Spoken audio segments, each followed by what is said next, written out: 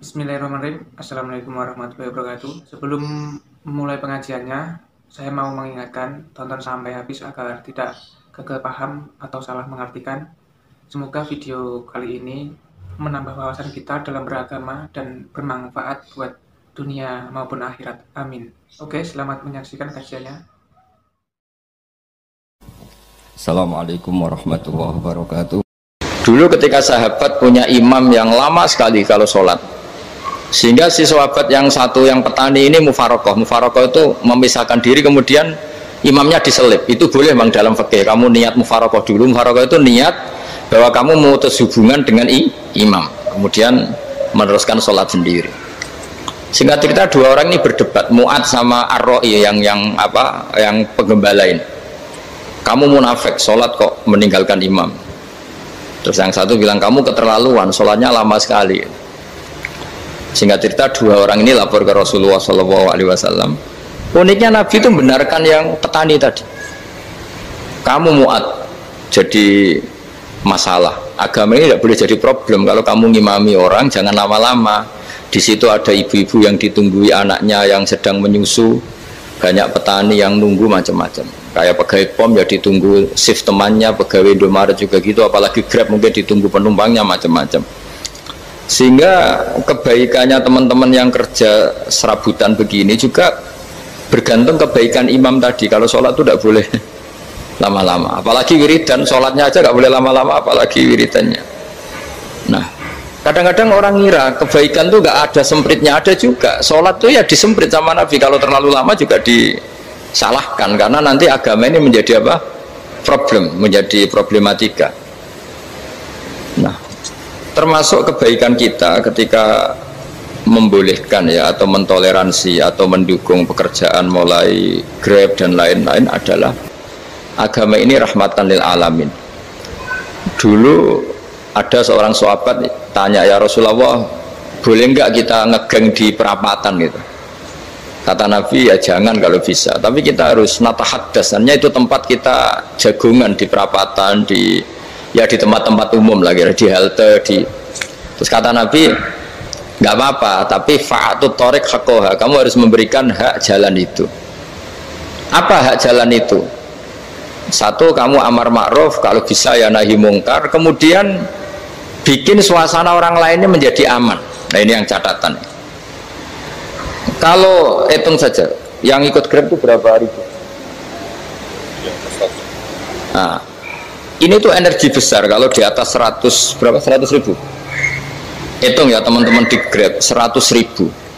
100 ribu ini kalau soleh semua, atau setengah soleh lah, kalau soleh banget keberatan ya soleh, setengah soleh. Itu tuh ada, ini sudah saya pikir, ada kebaikan yang menyebar di seluruh Nusantara yang berjumlah 100 ribu. Ini luar biasa. Ada kecelakaan, dia menolong pertama, ada pemerkosaan, menolong pertama, mungkin ada pencurian, ada apa. Maka kata Nabi, kamu kalau harus di jalan itu kamu berkontribusi amar ma'ruf nahi mungkar. Saya sering ke Jogja karena saya mulai 98 di Jogja, ya sering di terminal malam-malam. Saya ketika kecil itu sering diceritain, orang nggak berani ke terminal ini banyak preman, nggak boleh ke terminal ini karena banyak preman. Ya mulai dari Sumatera, Jawa, hampir seluruh Indonesia. Kalau jam sekian sampai sekian sudah nggak berani karena banyak apa? Preman. Itu uniknya, preman-preman itu selain dulu ditangani tentara dan polisi, itu urusan negara ya kali itu, dan kita ngapresiasi. Itu hilangnya yang permanen itu bukan saja ditangani ABRI dan polisi, TNI dan polisi, tapi ditangani kultur. Banyak mulai orang soleh, santri dagangan di situ, ada ojek mangkal di situ, supir taksi mangkal di situ. Terus di sini orang-orang soleh yang menghalau ketika ada perempuan digoda atau perempuan dicopet atau apa. Terus lama-lama jadi kultur bahwa kebaikan ini dominan. Setelah kebaikan dominan ini otomatis menyingkir sedikit demi sedikit. Jadi selain negara ini harus melakukan sesuatu yang seharusnya, yaitu menjaga masyarakat dari kriminalitas, sebetulnya yang paling awet dan paling mudah dilakukan itu tadi, kebaikan harus menjadi kultur bersama. Sehingga kalau terminal kemudian ada mbak-mbak jilbaban yang dagang, terus pak-paknya soleh, ada musola yang hidup, ojeknya juga gitu, terus supir taksinya. Lalu kebaikan ini menjadi nilai bersama. Saking jadi nilai bersama, ibu-ibu yang takut atas dirinya nggak ngojek kecuali Pak ini karena terkenal amanah, nggak naksi kecuali Pak ini karena terkenal amanah. Dan kita Indonesia itu ingin seperti itu, sehingga amanah ini menjadi nilai bersama dan otomatis menjadi keamanan bersama. Corong Jawa itu tego nitipno anake karena dijamin aman, tego nitipkan istrinya juga karena dijamin aman. Nah, kalau kebaikan ini juga menjadi satu nilai jual dan kita bisa mengawal secara serius, itu alhamdulillah betul. Nah, dimulai dari mana? Satu, mental kita takwa. Kedua, sistem sosial, bahwa kita terkoneksi oleh indukan ya, juga terkoneksi oleh kepolisian. Maksudnya karena kita terdaftar, kalau ada anak hilang kan tinggal ini yang bawa wahyu misalnya. Jadi saya mohon, semohon-mohonnya, kebaikan ini harus jadi nilai bersama. Setelah terminal itu banyak orang baik, otomatis yang ini tuh menyingkir itu. Akhirnya apa? Nanti yang bos-bosnya toko itu ya hanya nitipkan sama orang soleh, yang mau nge-grab juga hanya titip sama yang soleh, begitu seterusnya, sehingga jadi siklus kebaikan yang bersama. Nah, ini yang dimaksud Quran, wa tamiru bainakum bima'ruf. Iktimar itu namanya urusan bersama ya, saya ulang lagi ya. Jadi orang Arab kalau bilang iktimar itu urusan bersama, sehingga bahasa Arabnya konferensi besar itu kalau di NU disebut apa? Muktamar. Muktamar itu menjadikan urusan publik dirembuk, itu namanya apa? Muktamar. Nah, di antara kebaikan yang diinginkan Islam itu wa'tamiru bainakum bima'ruf. Urusan kebaikan ini menjadi urusan apa? Bersama. Ya, saya contoh itu kecil saya itu mesti dikandani sama orang-orang tua, jangan di terminal ini sampai jam ini, jangan di perapatan ini ketika sudah jam begini. Tapi barokahnya orang soleh bertebaran di mana-mana itu. Yang tukang grab ya di mana-mana, yang penjaga toko ya banyak yang soleh, yang ngojek, yang macam. Sehingga di terminal itu nyari tempat sholat ya gampang, cari tempat duduk ya gampang, nyari orang amanah ya gampang. Bahkan lama-lama yang nggak amanah ini nggak laku. Dan ini yang kita inginkan. Dan ketika nggak laku, akhirnya dia kalau ingin laku harus amanah, atau ingin laku harus tobat. Nah, agama ini urusan bersama, sehingga Allah mengistilahkan wa'tamiru bainakum bima'ruf. Jadikan kebaikan ini urusan bersama. Sehingga karena ini urusan bersama, ketika kita jadi kiai juga harus, kalau misalnya tadi ada Gojek kok makmum, atau Grab kok makmum, atau supir bis kok makmum, kiainya harus cepat sholatnya. Jangan baca surat Baqarah, nanti diomel-omelin apa penumpangnya. Begitu juga ibu-ibu menyempatkan jamaah, waktunya ada lama di rumah sudah ditunggu anaknya yang masih menyusu. Makanya Nabi ngendikan idza amma ahadukum as-sholata falyukhaffif. Kalau kamu jadi imam, sholatnya harus relatif cepat. Fa inna fihim ad-dhaif badal hajat. Di antara makmum itu yang banyak punya urusan. Selain ada yang lemah, ada yang punya banyak urusan.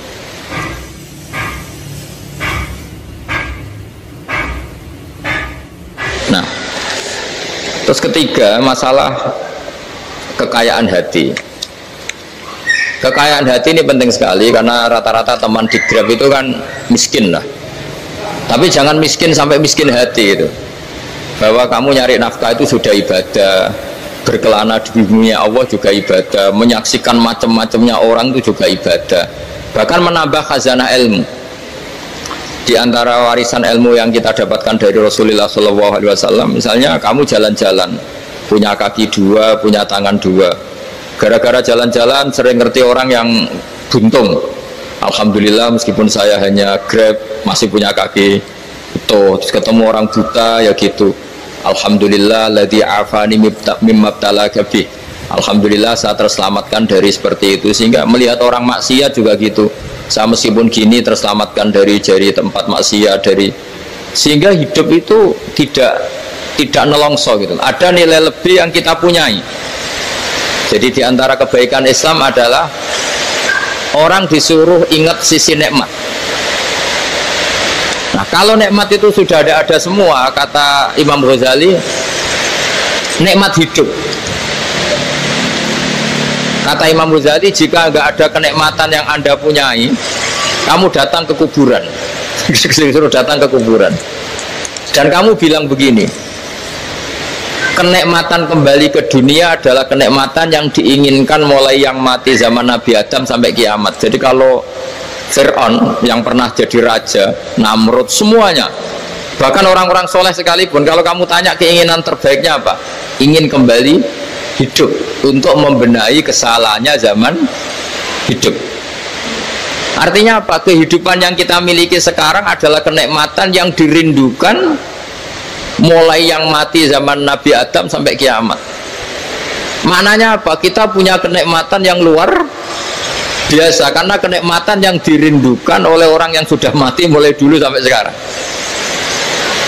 Apapun masalah hidup Anda ini punya kenikmatan yang nggak tertandingi, yaitu namanya hidup. Barokahnya hidup itu kita bisa tobat. Setidaknya ingin tobat. Kalau nggak bisa tobat, ingin tobat. Makanya di Indonesia itu banyak nyuwun sewu, banyak maling yang anaknya itu soleh, karena kalau ngandani anaknya tetap gini, wes le bapak tok sing lakoni kowe ojo, bapak tok yang alami ini kamu jangan. Banyak di Indonesia orang nggak bisa baca Quran, anaknya hafid, karena setiap bodoh itu tidak diwariskan. Wes le bapak tok sing bodoh kowe ojo bodoh. Mungkin teman-teman di Grab juga gitu, wes bapak tok cong sing nasi pengene kowe ojo. Jadi kebaikan begini itu akan terus-menerus diwariskan. Sehingga banyak orang tidak tamat SD anaknya dosen, nggak tamat SMP anaknya dekan. Karena setiap dari kita itu cita-cita kebaikannya menurun ke anak cucunya, keburukannya berhenti di dia. Cara wong Jawa itu bapak tok sing lakoni. Nah, di sini saya jelaskan tentang kekayaan rohani. Jadi saya mohon ketika Anda jalan-jalan ngantar penumpang itu harus sering muji Allah Subhanahu wa taala. Ya, saya bacakan ayatnya, at-taibunal abidunal hamidun. Orang baik itu yang tobat, yang ahli ibadah. Di antara definisinya itu as-saihun, yang sering jalan-jalan. Siaka itu jalan-jalan. Jadi orang paling bejo sak dunia itu sampai harus jalan-jalan ibadah dapat uang. Tapi syaratnya ibadah. Sekali tidak ibadah dapatnya masalah kan? Sering gojekkan orang cantik terus ingat istrinya tidak cantik. Sering gojekkan orang yang sopan, yang santun terus ingat andekan ini istri saya di rumah rewel gitu. Jadi kalau kamu tidak taat itu adanya penyesalan. Di lampu merah ada orang naik Ferrari, naik Alphard, sementara kamu di rumah hanya mobil butut, kadang malah tidak punya mobil. Jadi kekayaan rohani itu dimulai dari mana? Dimulai dari taat. Cara berpikir itu taat, bukan maksiat. Sekali Anda cara berpikir maksiat, maka adanya hanya penyesalan. Semakin pengalaman di luar, semakin penyesalan. Karena di luar sana banyak orang yang dapat nikmat yang lebih dari Anda. Tapi sekali Anda taat, kamu akan mensyukuri apa yang Anda miliki dan tidak pernah ingin sama yang dimiliki orang lain. Sehingga orang-orang yang sering pergi itu sama Allah dipuji. Jadi tidak ada nabi kecuali di antara ibadahnya itu jalan-jalan. Fasiru fil ardi. Sehingga semua nabi itu mesti pernah melakukan perjalanan internasional. Rasulullah Muhammad SAW pernah jalan-jalan sampai ke Syam, padahal beliau orang Mekah. Nabi Ibrahim yang orang Syam pernah perjalanan sampai ke Mekah. Karena di antara kearifan itu ya dimulai dari apa? Jalan-jalan tadi. Kamu ngerti orang yang macam-macam. Makanya di antara kebaikan umatku kata Nabi itu siyahah fil ard, sering berkelana, tapi tentu untuk mengambil pelajaran. At-taibunal abidunal hamidun as-saihun. Nah, agama mensupport itu. Sehingga kata Nabi, jika ada orang kok sholat qobliyah, ba'diyah semuanya di masjid, sama Nabi ditegur, la taj'alu buyutakum kuburan, rumah kamu jangan jadikan kuburan, harus dapat jatah apa? Sholat. Kata ulama, kalau ada orang sering sholat di satu titik, itu ditegur, kamu harus ganti titik yang lain supaya saksi bahwa kamu di bumi sholat itu banyak. Jadi kita ya punya nilai positif juga tentang apa? Karena kita sering siyaha, kalau bahasa Arabnya itu sering keluyuran, saksi kita kebaikan juga banyak. Tapi pesan saya paling pokok tadi ya, jadikan komunitas kebaikan itu punya nilai jual. syukur-syukur fid dunya hasanah wa fil akhirati hasanah. Ya kita bersyukurlah di Indonesia itu. Saya masih ingat kecil saya itu ya sekitar saya umur 15-14 tahun.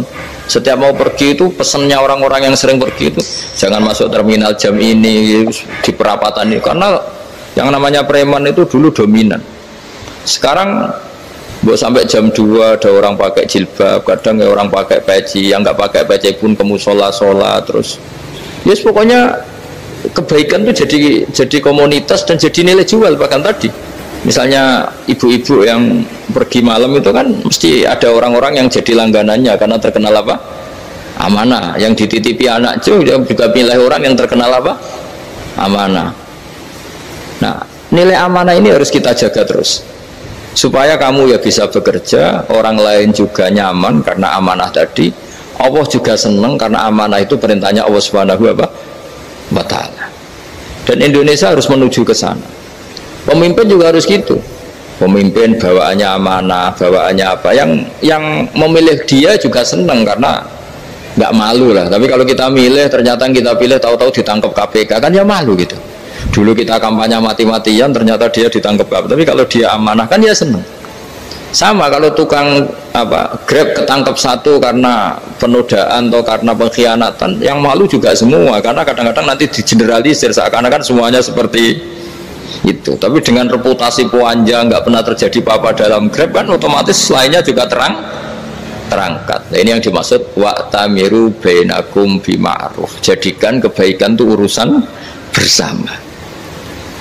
Makanya andaikan negara itu sudah mengoptimalkan polisi, TNI untuk meringkus preman, oke, itu baik. Tapi ya lebih awet lagi kalau itu ditopang masyarakat, karena yang nggak amanah terkucilkan, terus akhirnya Grabnya nggak laku, akhirnya dia dipecat, akhirnya kan yang maksiat hilang, yang kriminal hilang, yang ada hanya Grab yang baik. Begitu juga di dunia apapun, itu yang dimaksud wa'tamiru bainakum bima'ruf. Jadikan kebaikan ini urusan bersama. Nah, karena kita baik, otomatis jadi teladan yang baik bagi anak kita, istri kita, tetangga kita. Dan karena kita baik, maka terhormat. Sehingga orang melihat Grab itu simpatik, respect, karena reputasinya baik. Nah, karena orang respect tidak dicibir. Barokahnya tidak dicibir, tidak mangkel.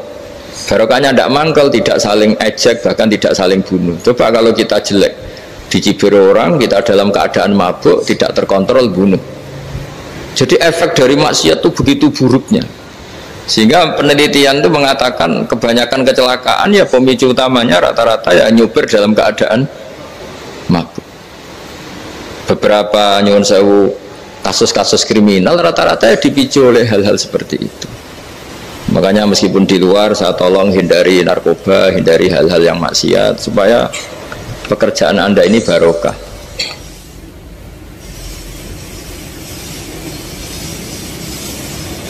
Kemudian yang terakhir saya beri ijazah tentang Al-Fatihah ya, karena ini surat yang populer. Kalau saya ijazahi Quran 30 juz pasti sampean nggak hafal. Atau ijazah surat Baqarah, kalau mau Baqarah mau. Ijazahi surat Baqarah mau 2 juz setengah. Mau Mas Asep? Ya Fatihah aja yang gampang ya. Nah, ya kulhu Fatihah ini paket ringan ini. Tapi pahalanya apa? Besar. Ini beda ya, artinya selama ini mungkin Anda baca tapi monoton ya. Tapi ini saya bacakan teks aslinya tentang istilahnya itu mazaya itu kelebihannya Fatihah. Saya baca Arabnya dulu, nanti ini terakhir ya, ijazah tadi kan saran-saran umum tentang sosial ya, pokoknya jadikan kebaikan itu punya nilai sosial yang baik lah. Jadi nanti orang yang nggak amanah nggak laku ya, calon bupati, gubernur, presiden yang nggak amanah juga nggak laku. Begitu juga kiai yang tidak amanah juga nggak laku, suami yang nggak amanah juga nggak laku, istri yang nggak amanah juga. Sehingga kebaikan ini jadi nilai sosial yang dalam tanda kutip sudah keniscayaan. Yang diinginkan Allah itu seperti itu, bukan kebaikan yang dipaksakan karena kekuatan negara. Maksudnya kalau bisa kebaikan itu tidak usah dipaksakan. Memang satu apa ya, sudah satu kebutuhan. Tak cerita-cerita di negara maju itu, bahkan apapun jatuh itu nggak ada yang ngambil apa itu. Makanya gambarannya Mekah Medina kan gitu kan, barang jatuh nggak ada yang berani apa ngambil, itu saking sudah jadi sistem. Sehingga banyak negara di Eropa itu yang sampai nggak punya tentara, nggak punya polisi karena kebaikan itu sudah. Nah kita kan masih capek, polisinya aja capek, apalagi masyarakatnya, karena ya apa ya, kebaikan itu belum jadi nilai apa bersama. Nah kita selain ditopang negara, ada polisi, ada tentara, itu kita usahakan kebaikan itu jadi nilai apa bersama. Ya, tadi wa tamiru bainakum bima'ruf. Dan kita punya reputasi yang bagus dalam bab ini. Saya masih ingat kecil saya itu yang jilbaban hanya keluarga kiai. Sekarang rata-rata masyarakat itu jilbaban. Dulu yang sekolah SMP, SMA itu jilbaban kadang dulu malah dilarang ya, harus sama seperti itu seragamnya.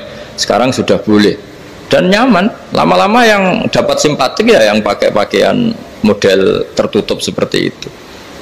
Lama-lama gamane cara wong golek mantu ya golek yang seperti itu daripada yang blodor. Lama-lama jadi nilai bersama. Ya ingin saya seperti itulah. Di terminal juga sama. Orang mau makan cari warung yang kelihatan ada ayat kursinya, pakai jilbab, atau paling tidak dia nggak mungkin lah nyuguhkan yang tiren atau yang haram. Akan ada garansi sosial. Ada apa? Ada garansi apa?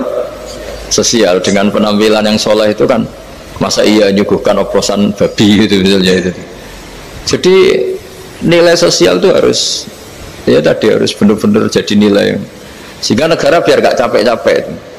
Polisi juga gak capek kan, karena tugasnya corong Jawa mau ngawat-ngawati tok, tapi tidak perlu tegang karena kebaikan sudah jadi nilai apa bersama.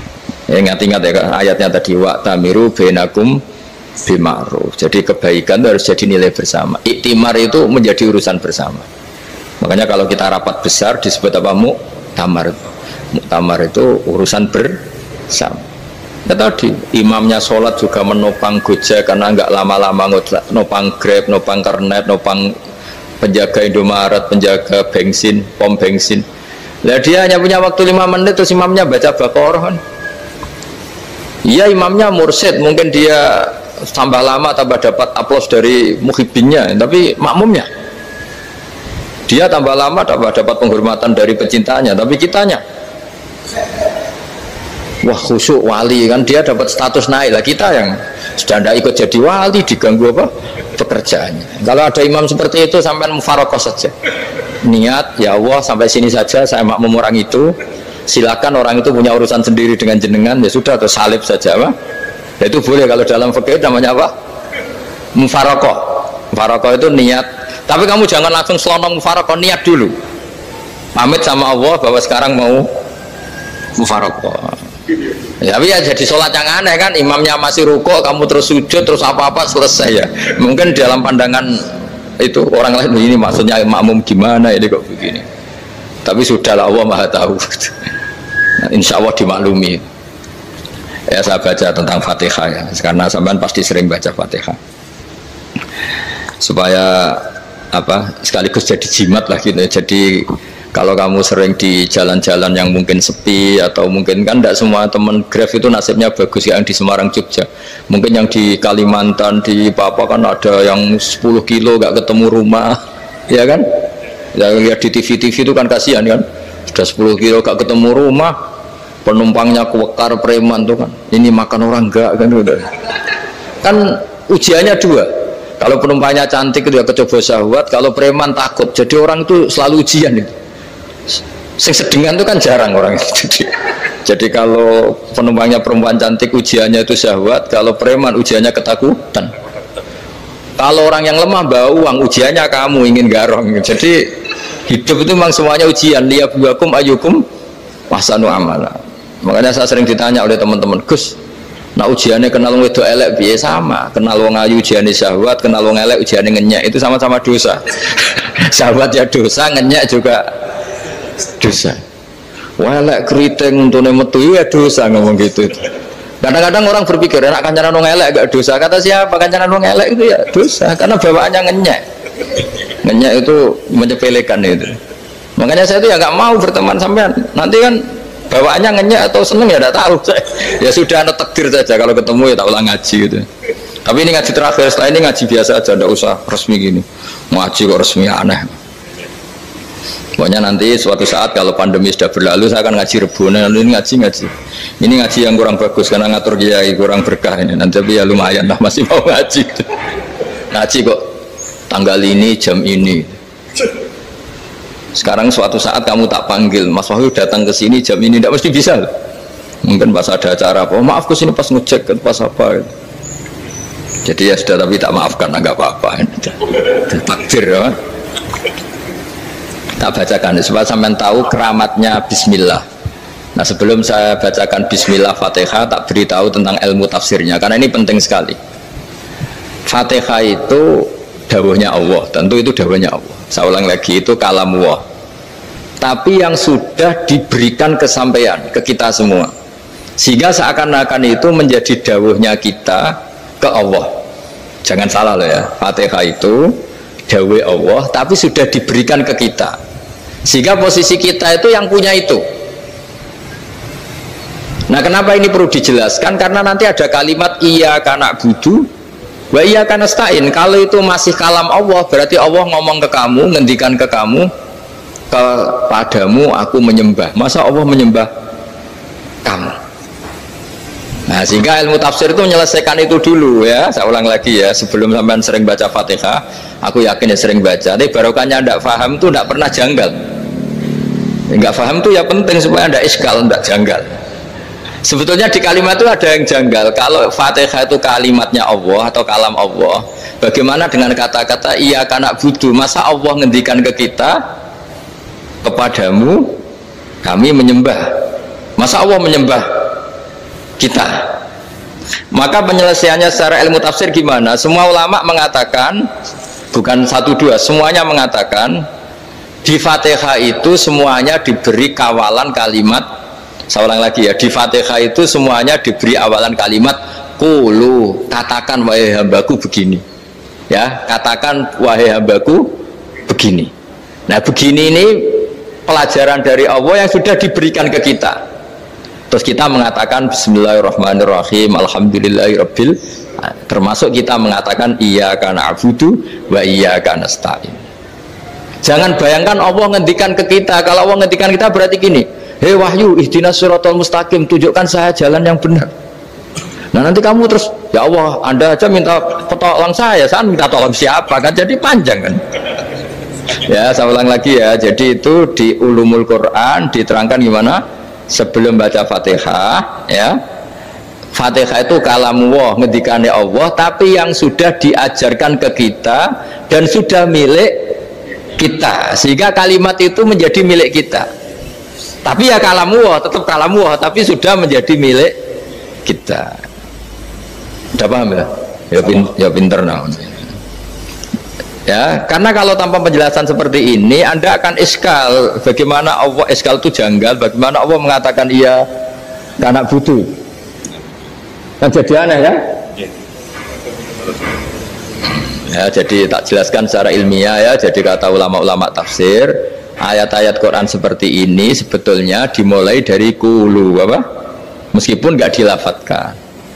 Itu kan sama dengan qul huwallahu ahad Muhammad, katakan kalau Tuhan itu satu. Ya, namanya Quran itu kan kalam Allah, membina nabinya, membina umatnya. Makanya dikatakan atau enggak, di sini tersembunyi kata qulu, katakan. Ya, jadi ya ibarat apa itu, kamu ngajari anak kamu lah, le panggil jenengan bapak kulo, itu maksudnya anak itu, kalimat itu kalimat kamu, tapi kamu ajarkan ke anak kamu. Terus anak kamu bilang, pak jenengan bapak kulo. Nah, ketika kamu mengatakan jenengan, bukan kamu mengatakan jenengan anakku, berarti anakmu itu bapakmu, kan lucu kan. Anak kamu ajari jenengan bapak kulo, kamu engkau bapak saya. Terus anak kamu mengulang, jenengan atau kamu bapak saya. Berarti itu kalimat yang kamu ajarkan, tapi sekarang sudah milik anak kamu. Kalau itu kalimat kamu kan lucu, masa anak kamu bilang bapak. Nah itu seperti itu. Jadi ulama memberi solusi atau jawaban iya karena abudu.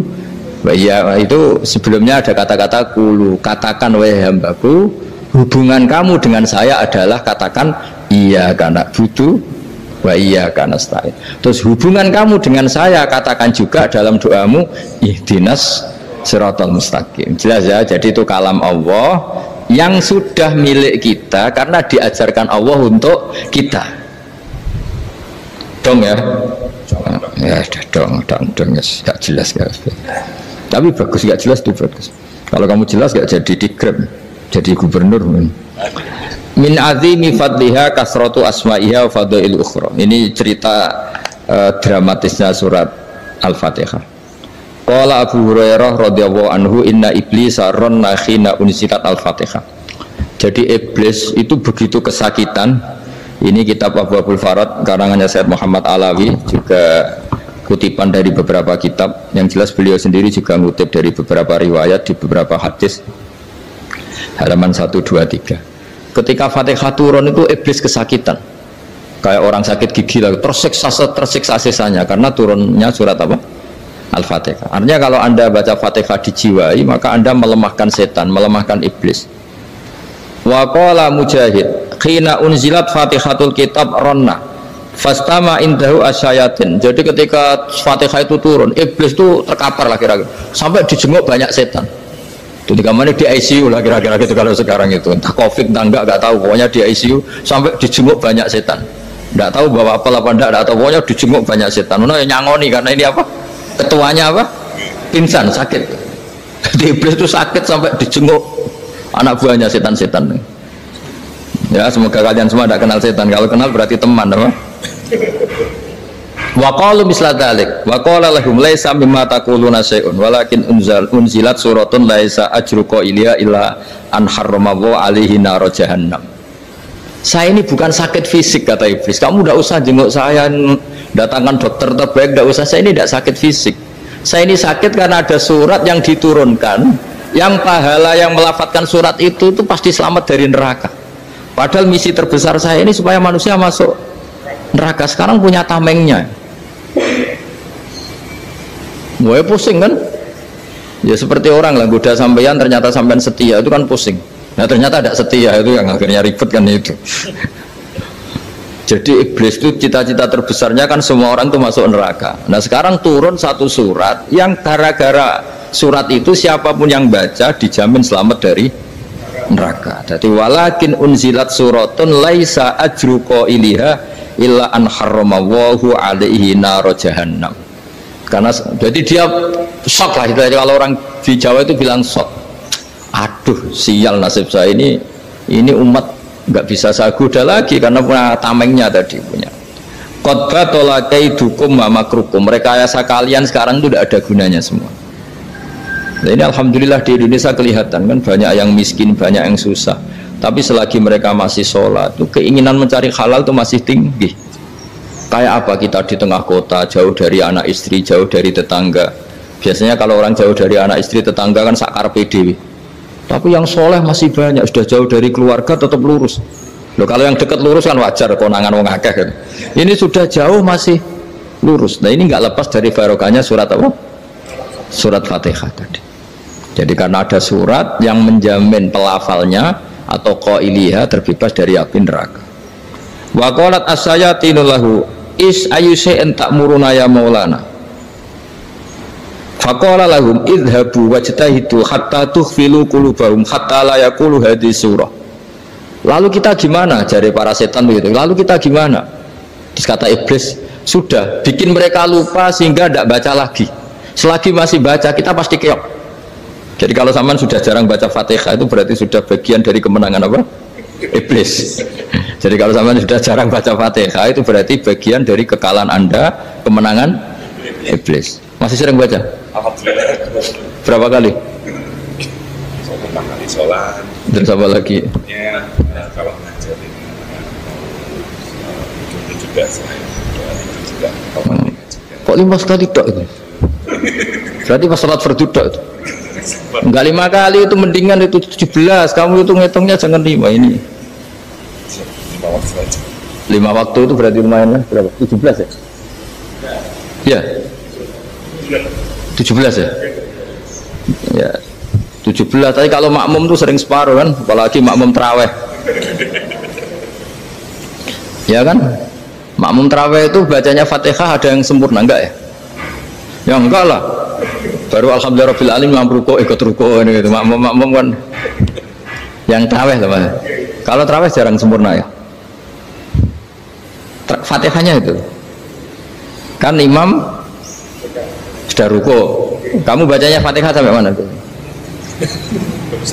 Baru setengah ya. Ya paling pas terawih aja kan enggak sempurna ya. Apalagi kalau imamnya sing kilat tuh, waduh malah. Nah ketika Fatihah itu sebegitu keramatnya, sebegitu topnya, itu setan rapat, singkat cerita itu yang tadi dipimpin oleh iblis yang sedang terkapar apa? Terus tali obatnya nggak ada, cuma dia shock karena ada surat yang turun yang melafatkan itu pasti selamat dari apa? Neraka. Nah ini gimana saran Anda? Terus sarannya adalah bikin orang-orang itu lupa, tidak baca Fatihah. Nah ini rapatnya iblis. Idzabu wajtahidu hatta tufilu qulubahum hatta la yaqulu hadis surah kala yuksiru qiraataha wa la yakunu lahum ajrun wa thawabun bal yakunu lahum adzabun wa iqabun.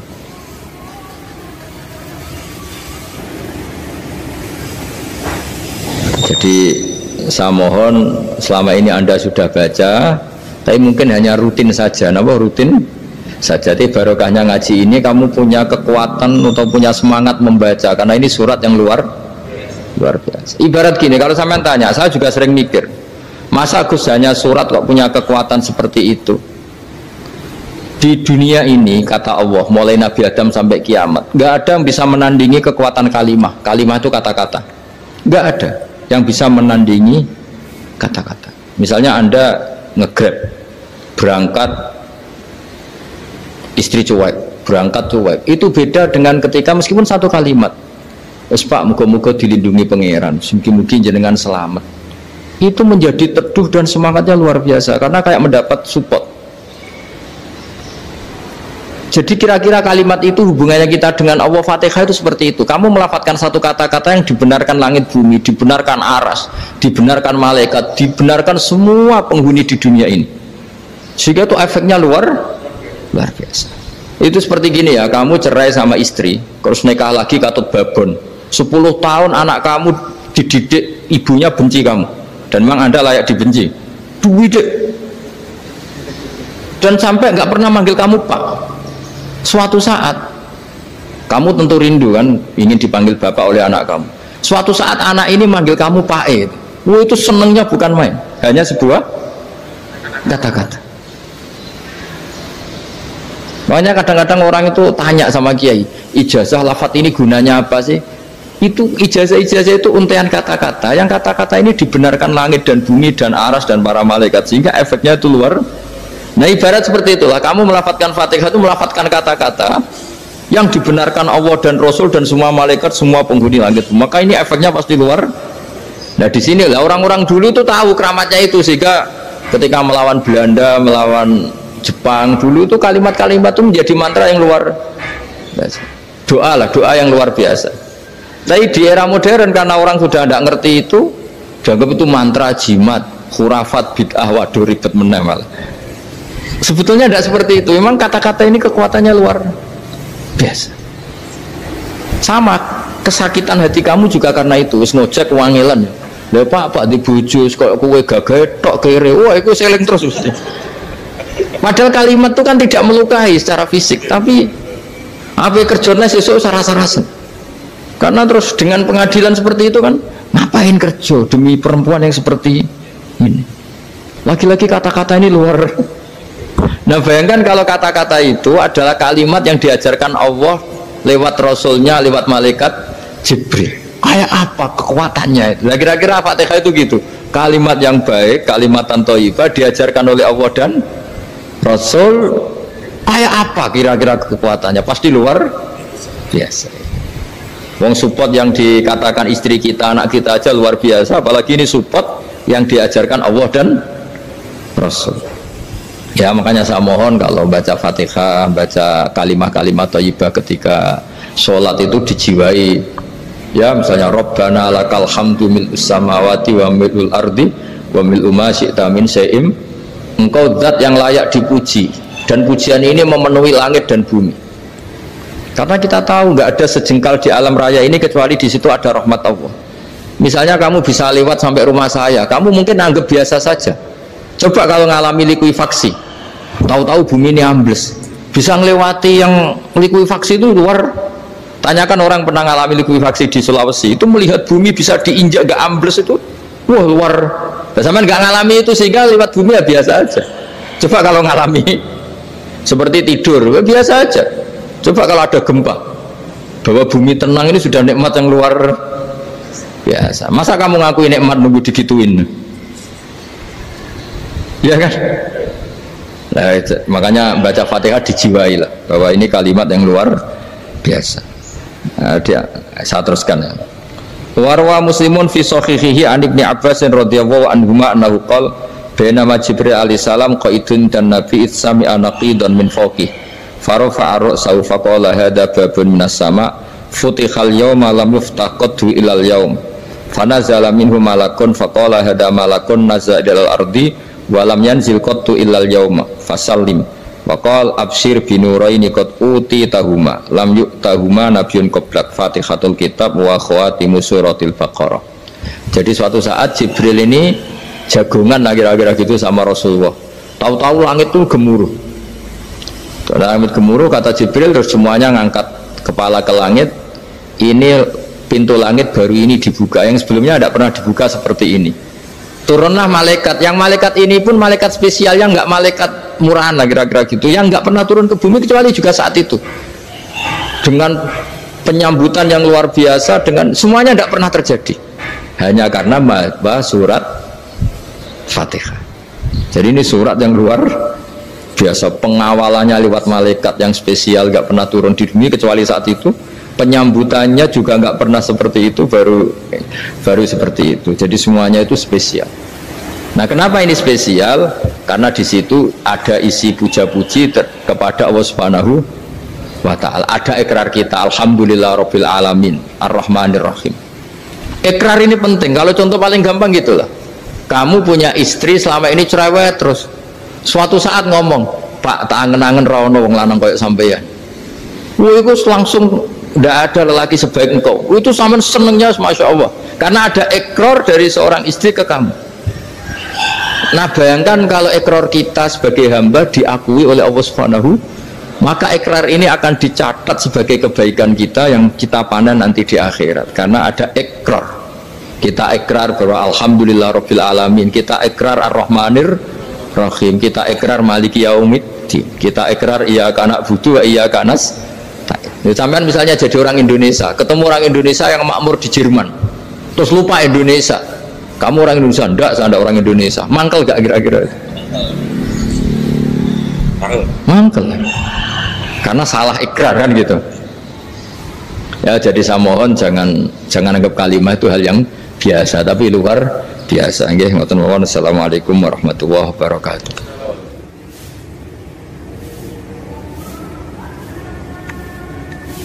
Saya berkali-kali kampanye di mana-mana lah, kampanye dan menganjurkan.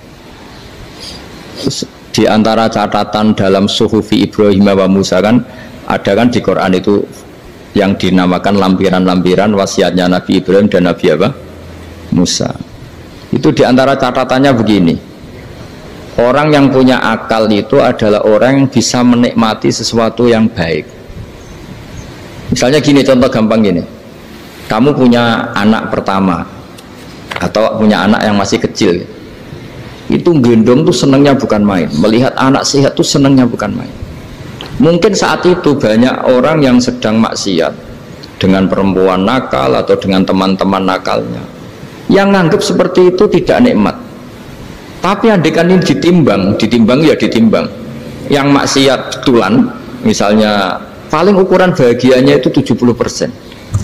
Tapi yang ini, yang nimang anak baru lahir atau masih kecil, corong Jawa ngeloni anak, bisa saja bahagianya itu sampai 100%.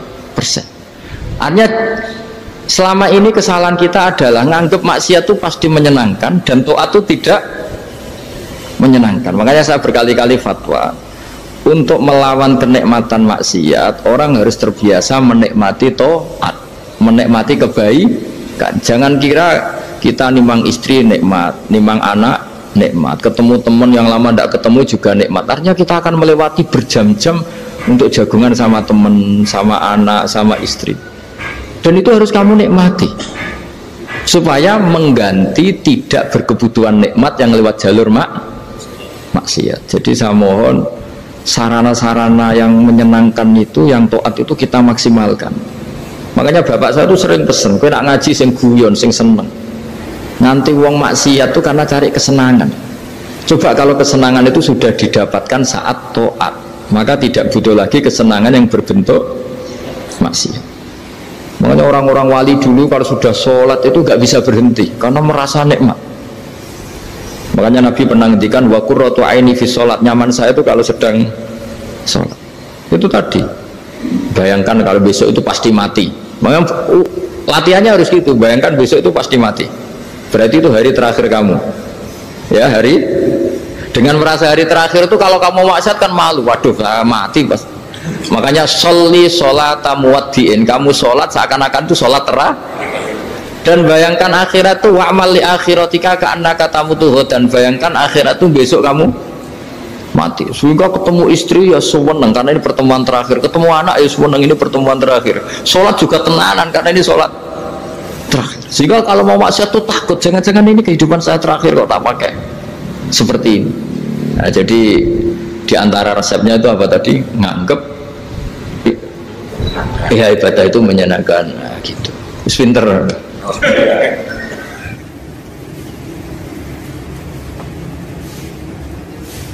Oke, satu pertanyaan lagi, Gus.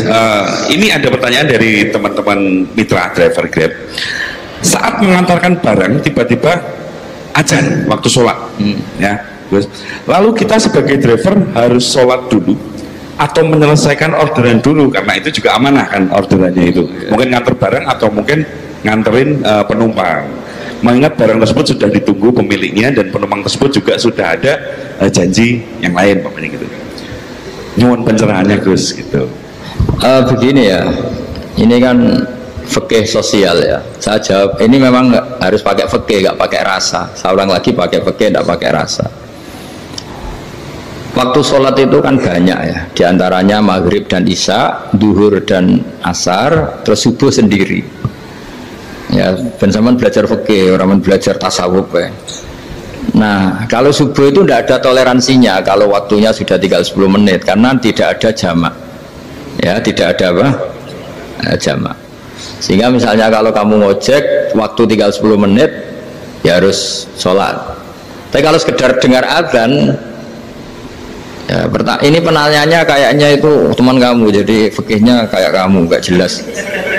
Azan itu kan bukan akhir waktu sholat. Azan itu bukan akhir waktu sholat, tapi awal sholat. Itu tidak harus supir Grab, tidak harus supir Gojek. Meskipun kamu makan ada azan ya teruskan saja, kan tidak akhir waktu sholat. Anda menerima tamu, gendong anak, atau sedang nyupir, atau sedang bercengkrama sama teman. Kalau ada azan ya nggak apa-apa, misalnya diteruskan. Kan bukan akhir waktu sholat. Yang benar-benar harus ditinggalkan itu kalau waktu sholat misalnya tinggal 7 menit atau tinggal 8 menit. Waktu yang mau tidak mau kamu harus tasarrufkan, kamu peruntukkan injury time gitu. Nah, injury time. Ya, gitu aja kok gak tahu ya. Nah, lalu misalnya kalau pertanyaan tadi mestinya kelasnya itu kelas afdoliyah.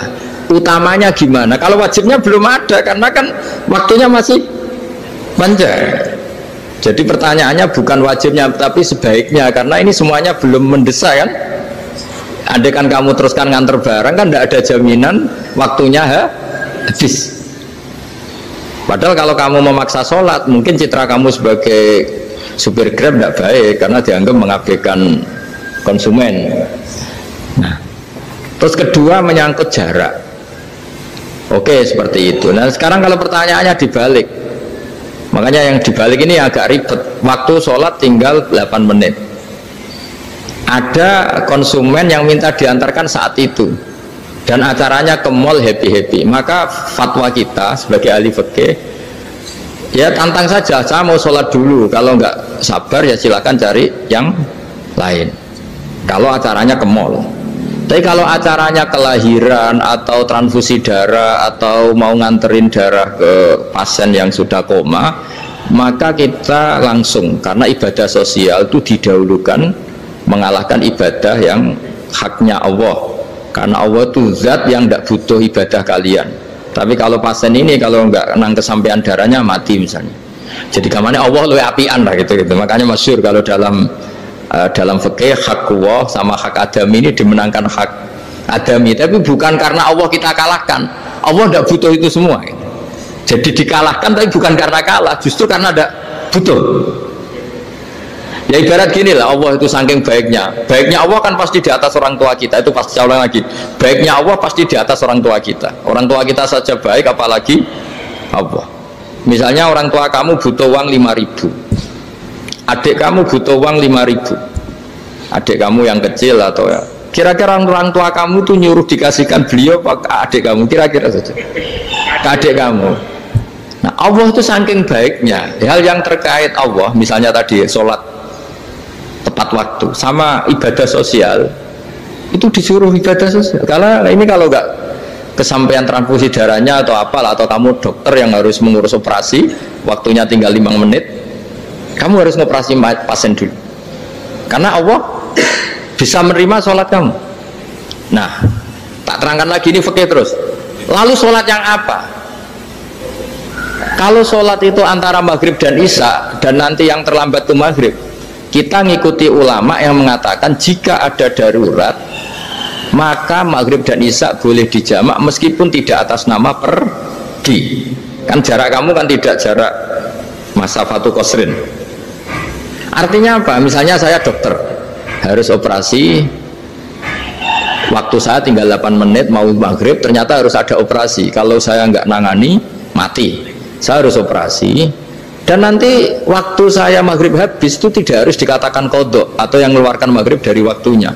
Bisa saja menurut ulama dianggap boleh dijamak takhir dengan isya, karena kondisinya masih waktu jam'in. Begitu juga duhur dengan asar. Tapi kalau waktunya itu asar, tinggal 8 menit, kemudian harus ada operasi, ya kita operasi. Waktu asar kita mundur sampai maghrib, namanya kodok yang dimaafkan Allah. Ya namanya tetap kodok karena asar nggak bisa dijamak dengan maghrib. Jadi ini fikih ya. Jadi jawabnya harus jelimet. Jadi saya ulang lagi ya. Tadi kan pertanyaannya dengar adzan. Kalau adzan kan waktunya masih panjang. Apalagi misalnya maghrib kan waktunya kan taruh saja ada waktu seperempat jam. Ternyata andekan kamu antar hanya butuh waktu 7 menit, kan nggak ngefek sama sama nyanda.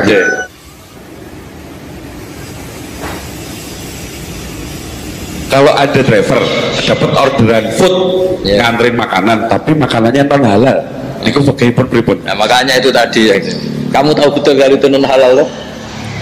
Kalau itu sudah tahu pasti non halal.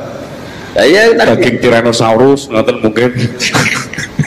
Ya makanya tadi itu memang PR kita di semua profesi. Saya ulang lagi, itu PR kita di semua profesi. Jadi ya itu makanya pentingnya istighfar tuh di situ tuh sudah kita sebagai ulama menghalalkan tidak mungkin, mengharamkan kamu juga demo, ini pekerjaan bus gitu. Tapi yang jelas itu tidak bisa dihindari. Ya sama lah seperti orang di bis itu. Kadang-kadang kan didoain semoga semua penumpang hasil ke tempat masing-masing, dan kalau ada copet berarti kan doain copet juga hasil tujuannya. Jadi di semua profesi itu resikonya. Makanya tadi saya bicara tentang fikih, kaidah umumnya menolong maksiat itu bagian dari maksiat, menolong taat itu bagian dari taat. Mau tidak mau harus ada hukumnya. Setidaknya barokahnya tahu hukum. Kalau kita salah belum istighfar gitu, sudah salah nggak merasa salah itu. Jadi barokahnya tahu hukum itu paling enggak kan kita ya istighfar lah. Kan ya tadi seperti paket misalnya, kan ada saja orang paket yang jelas-jelas barangnya itu haram, tapi atas nama profesionalitas kan mungkin tetap dikirimkan. Tapi barokahnya ngerti hukum dia istighfar. Nah, tapi karena kalau kita menyarankan sudah ada usah pekerjaan yang lain banyak nanti kan rai-rai potongan tawakal jika ada ngono kan ya repot deh. Nah kalau kita kiai guys gak apa-apa terus pangeran suge. Menurut sampean harusnya ternuntut Gus saya karena fatwa jenengan saya sekarang miskin ini gimana pertanggung jawabannya ya ribet kan. Tapi saya ulang lagi itu seninya ngelola kehidupan semuanya seperti itu. Jadi makanya kita nggak pernah berhenti berdoa Robbana dzolamna anfusana, karena dalam sisi semua hidup kita pasti ada unsur nggak benernya gitu ya. Saya ulang lagi, pokoknya kaidah umumnya itu menolong taat itu ya ikut bagian dari taat, menolong maksiat ya bagian dari maksiat. Tapi ya tadi ya kita harus istighfar.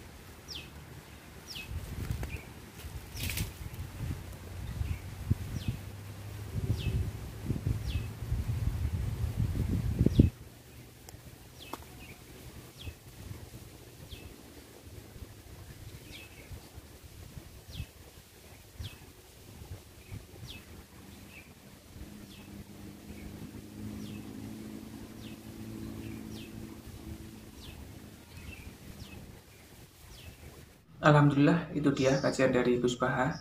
Semoga bermanfaat dan kita mendapatkan barokahnya, amin. Tunggu video dari kami bersama Gus Baha. Dan sekian, wassalamualaikum warahmatullahi wabarakatuh.